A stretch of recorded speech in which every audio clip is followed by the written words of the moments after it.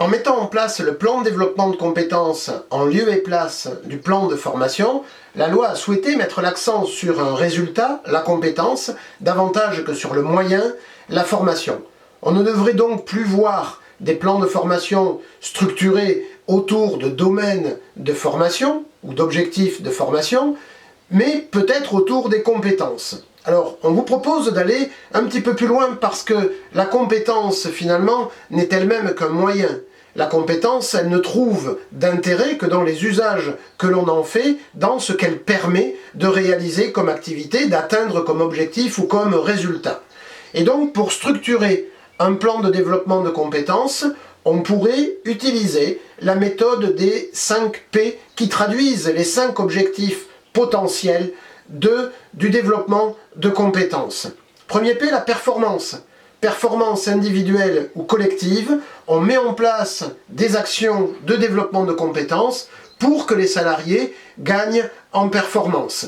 Et j'insiste sur la distinction entre la performance individuelle et la performance collective, traduite comme la capacité à coopérer et qui n'est pas, bien évidemment, que la somme des compétences individuelles.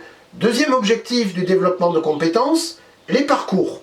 Tout ce qui bouge dans l'entreprise, parcours d'intégration, parcours d'évolution, parcours de départ aussi, de sortie de l'entreprise, dans tous ces types de parcours, de mobilité, il peut y avoir un besoin de compétences et donc le plan de développement des compétences peut satisfaire à ce deuxième objectif. Troisième P, les projets.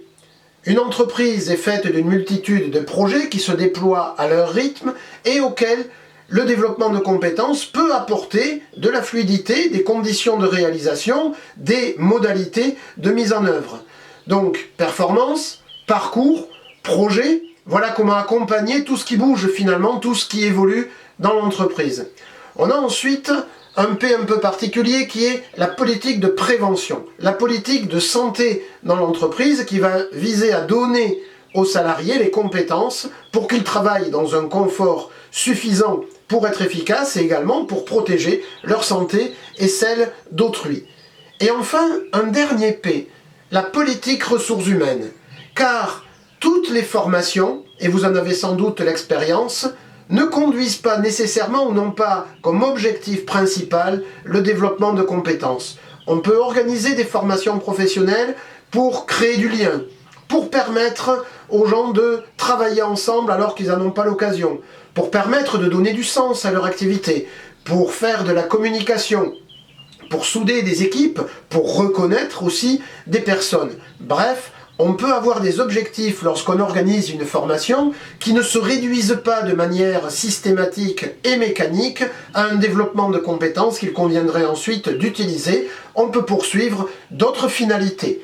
À travers les 5 P, la performance, les parcours, les projets, la politique de prévention et la politique RH, on peut faire le tour de sa politique de développement de compétences, lui donner du sens et avoir également des indicateurs pour ses interlocuteurs.